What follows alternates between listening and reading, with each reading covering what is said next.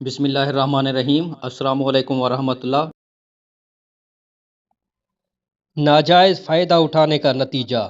ایک بوڑھی عورت کی بینائی کم ہو گئی۔ اندھے ہونے کے خیال سے وہ علاج کے لیے ایک حکیم کے پاس گئی اور کہا، حکیم جی، میری بینائی دن بدن کم ہو رہی ہے، برائے مہربانی میرا علاج کیجیے، ایسا نہ ہو کہ میں اندھی ہو جاؤں۔ اگر میری بینائی ٹھیک ہو گئی تو منہ مانگی دولت آپ کو ملے گی۔ خدا کا دیا سب کچھ ہے میرے پاس، لیکن یاد رکھو، بینائی درست نہ ہونے کی صورت میں ایک پائی بھی نہ دوں گی۔ اس شرط کو حکیم نے منظور کر لیا۔ ہر روز علاج کے لیے بوڑھیا کے گھر جاتا، آنکھیں دھو کر دوا دارو ڈالتا، لیکن اپنی بد عادت کے ہاتھوں مجبور ہو کر روزانہ کوئی نہ کوئی چیز بوڑھیا کے گھر سے چرا لاتا۔ حکیم کے مسلسل علاج سے بوڑھیا کی بینائی تو ٹھیک ہو گئی، لیکن اس عرصہ میں اس کے گھر کا مکمل صفایا کر دیا۔ ایک دن حکیم نے بوڑھیا سے اپنی اجرت مانگی تو بوڑھیا بولی، اجرت کیسی؟